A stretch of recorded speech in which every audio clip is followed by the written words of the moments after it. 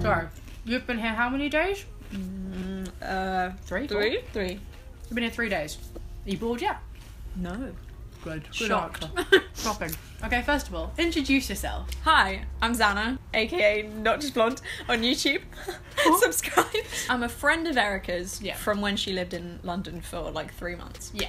I moved in the June of 2016 and left in the September, and now it is November of 2017. Right. Fast track to now. You're here. Yeah. First of all, why? I flew all the way here to see Erica because, I mean, it was always the plan. I was like, I will come visit you. Yeah. And I did. You did. I'm honestly, high five for... That was good. I followed through on commitments. There we go. So, A+ friend points on that. The other day on the train, I was thinking about how weird it is that I'm literally like living in Erica's house with her for a few weeks, and we're very comfortable. Like, are you comfortable? No? Just making sure. And I was like, it's so weird that we only knew each other for like 3 months. And I was trying to figure out how many times we'd met, and it turns out that it's only 6.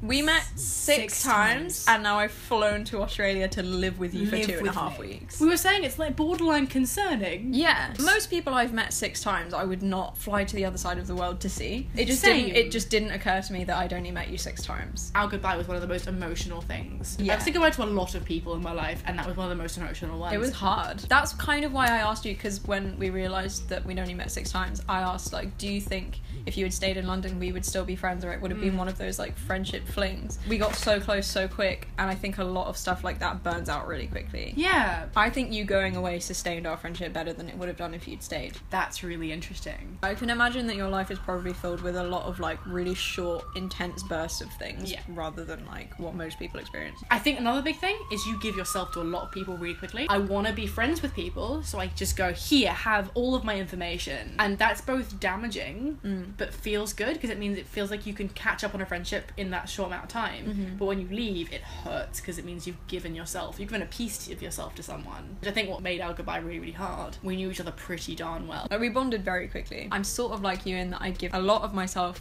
to everyone I meet. I tell everyone everything about myself so that nobody is really close to me, because if everyone knows everything about me, then no one's actually really close to me. Interesting. So it's like a defense mechanism for me, and also I want people to like me, and if people think that you trust them with things, they're more likely to like you. That's really interesting. And I don't do it on purpose, but I have noticed that I do it. I think friendships get this rap of being, oh, well, you're friends with someone, therefore great, you're friends.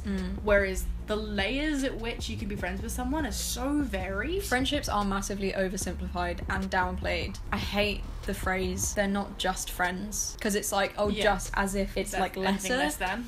The idea of having a friendship is so much more important than people put stress on. I've been genuinely heartbroken one time in my life, and it was by a friend. Honestly, I think some of my biggest heartbreaks have been friends. Whether it's friends you thought were your friends and that haven't been, friends that you had to leave. And I feel like there's so many reasons that you could break up with someone in a romantic situation that don't make a comment on you as a person. Yeah. You could break up because you're just not ready for a relationship, but with a friendship, if you break up, it makes you feel like there's something wrong with you. Yeah, I honestly think there's an argument to be said for friendship breakups hurting more than relationship breakups. In some cases. I'm not saying all the cases, but there's definitely a case to be heard for. Yeah. All of my friend breakups have been way more painful than any of the romantic breakups I've had. Granted, I haven't had a romantic breakup in a long time. I think our point here, overall, is just that friendships can be incredibly intense. And you can literally fall in friend love with someone after 6 meetings. Some friendships can take years to forge, of getting to know each other slowly, and that is just as valid as a friendship that took 6 meetings to get to here. Essentially, friendships, nuanced, subjective, intense,